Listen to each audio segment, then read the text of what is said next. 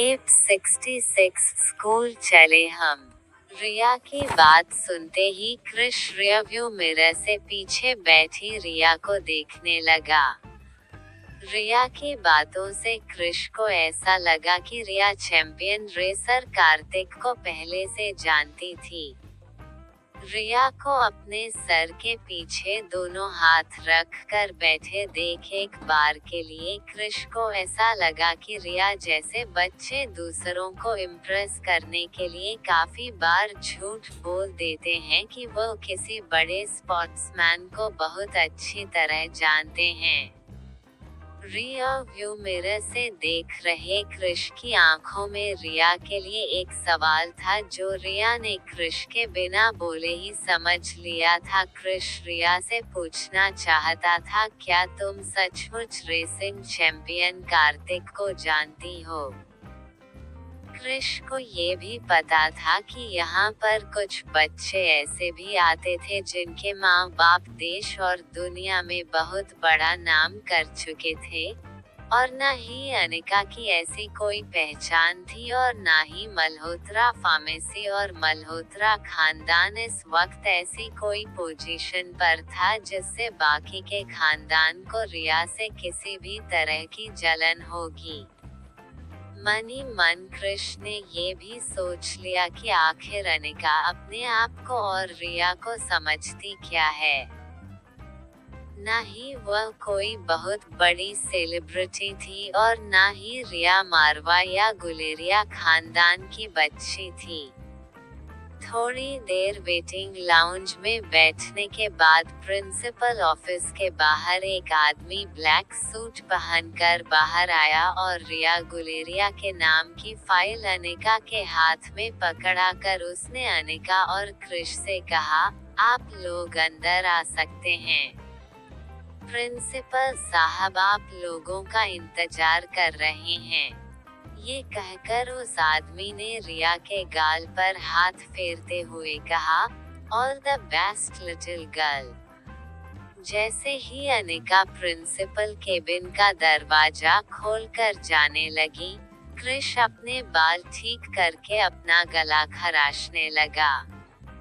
दरअसल क्रिश के साथ इस स्कूल की इंटरव्यू की बहुत बुरी यादें जुड़ी थी। बचपन में जब अंजलि मामी और किशन मामा ने क्रिश और श्वेता का एडमिशन स्कूल में कराना चाहा था, तब उसे और श्वेता को इंटरव्यू में ऐसे सवाल पूछे गए थे जिससे उनका मोरल पूरी तरह से टूट गया था। कुछ दिनों तक क्रिश को ऐसा लग रहा था जैसे उसकी उम्र के बच्चों से उसकी दिमागी हालत काफी कमजोर थी। काफी दिनों बाद क्रिश इस डिप्रेशन से बाहर निकल पाया था। प्रिंसिपल के ठीक सामने रिया, अनिका और क्रिश बैठ गए। रिया ठीक बीच वाली चेयर पर जाकर बैठ गई और उसके मामा और उसकी मम्मा उसके अगल बगल में बैठ गए। हर सेकंड के साथ क्रिश का टेंशन बढ़ने लगा, मगर अनिका और रिया के चेहरे पर टेंशन नाम की कोई चीज नहीं थी। प्रिंसिपल ने कुछ देर रिया की फाइल पढ़ी और अपने आसपास बैठे इंटरव्यूअर्स को भी फाइल दिखाए। फाइल में कुछ पढ़ते ही प्रिंसिपल हैरानी से अनिका को देखने लगा। क्रिश को ऐसा लगा कि अब वो प्रिंसिपल और उसके साथी इंटरव्यू में रिया से ऐसे सवाल पूछेंगे कि इसकी शर्मिंदगी मल्होत्रा खानदान को आने वाले कई दिनों तक भुगतनी पड़ेगी। लेकिन ऐसा नहीं हुआ। प्रिंसिपल ने फाइल टेबल पर रखकर अनिका से कहा, बाहर जाते वक्त बच्चे के लिए यूनिफॉर्म कलेक्ट कर लीजिएगा। स्कूल की टाइमिंग और बाकी सारी डिटेल इस फाइल में है। इस फाइल में लिखी हुई हर चीज पढ़ लेना। As a parent you must go through all the rules and regulations of the school or how we don't like latecomers। ये कहते हुए प्रिंसिपल ने रिया को स्माइल देकर कहा, All the best and I hope you have a great association with you until you are ready to face the challenges thrown by this world at you. रिया अपनी chair से खड़ी होकर बड़ी पोलाइटली प्रिंसिपल सर से बोली, thank you sir, I really hope I can fulfil all your expectations that you have from a good student. ये कहकर अनिका रिया का हाथ पकड़कर केबिन से बाहर निकलने लगी। थोड़ी देर तक क्रिश के पांव वो जिस चेयर पर बैठा था वहीं जम गए। वो समझ नहीं पा रहा था अभी अभी उसके सामने क्या हुआ था। बिना इंटरव्यू के रिया को एडमिशन दे दिया गया था, वो भी सनशाइन इंटरनेशनल स्कूल में।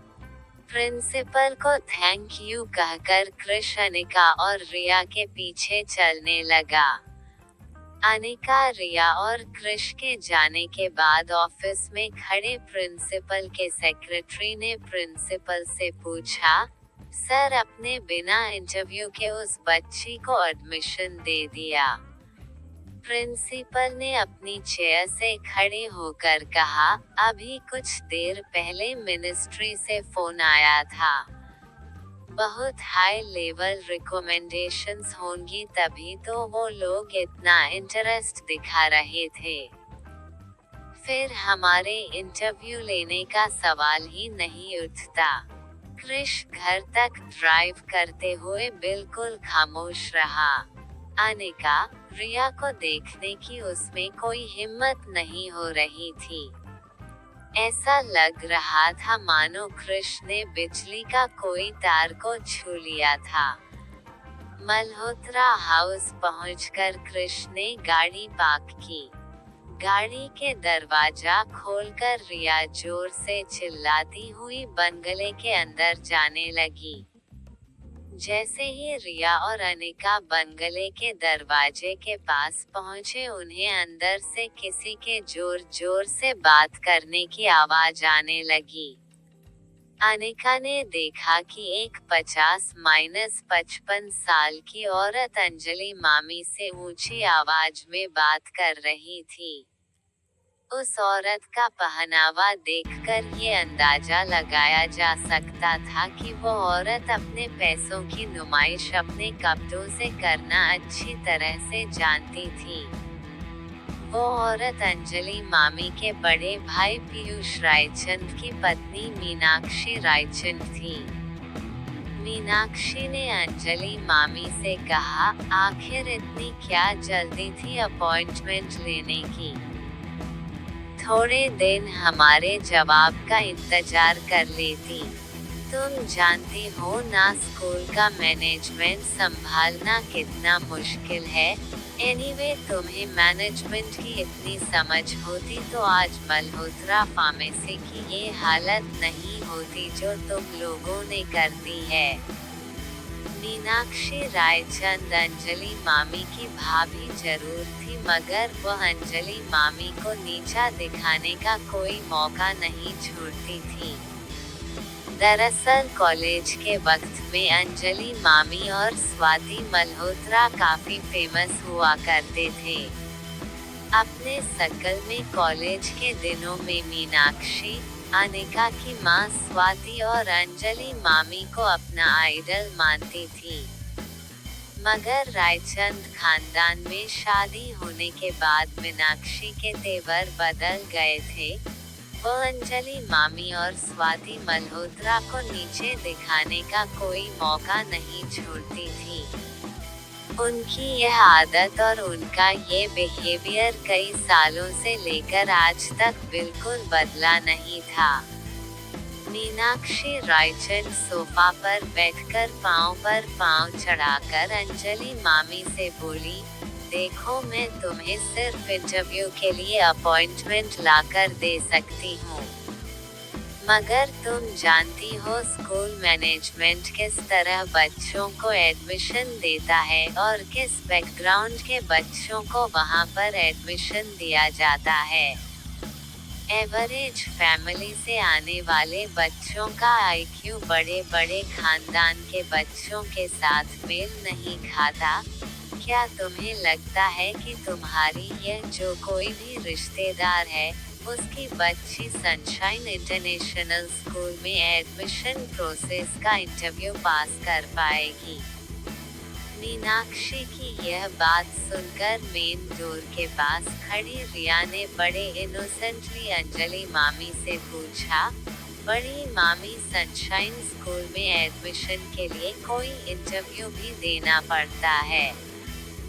रिया के मुंह से यह बात सुनकर मीनाक्षी चौंक गई।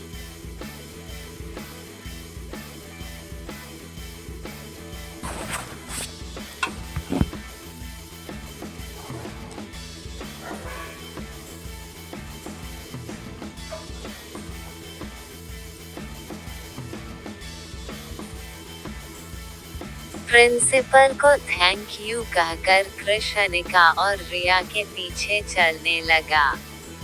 अनिका रिया और कृष के जाने के